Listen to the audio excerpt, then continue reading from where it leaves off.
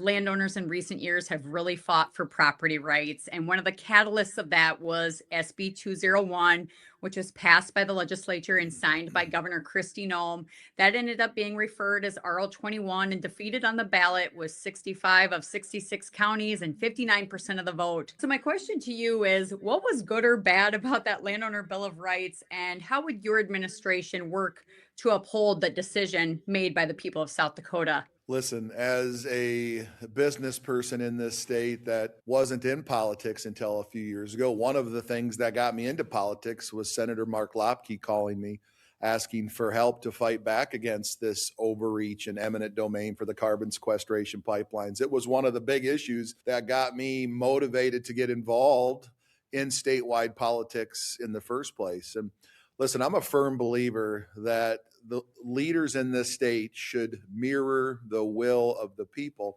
Sadly, our leadership with SB 201, they ignored the overwhelming majority of people in South Dakota, which wanted landowner rights, which did not want these easements forced down the throats of farmers and ranchers, just like you didn't, I didn't, John Hanson and all the other pioneers on this issue didn't. And sadly, the leadership in the state, they continue to push SB 201. They shoved it through. They did the opposite of mirroring the will of the people, right? And so I can promise the folks listening, and Amanda, of course, you know this, you and I have been talking a lot lately. I will fight every day for landowner rights. There's been some talk that this new makeup is going to try to repeal something like House Bill 1052.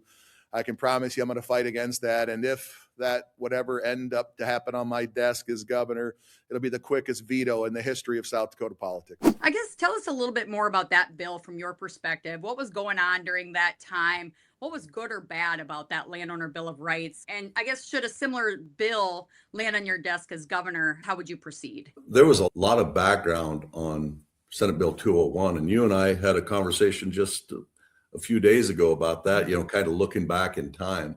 And I hesitate to get into that conversation because then it drags you back to the situation we had. As I had told you at that time, Senate Bill 201, Christie signed that. I was still lieutenant governor, but my angst or concern with it was I thought it was misperceived on what it did and what it accomplished. You look at it, it was a Bill of Rights. It added all kinds of extra safeguards for the property owners.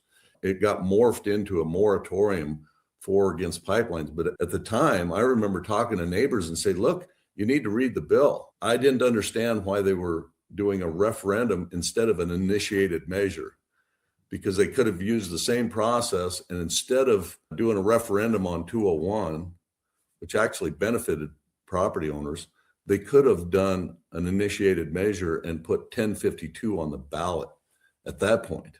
So then it's a straight up discussion on whether you want the use of eminent domain or not. And ultimately, that's what we've done.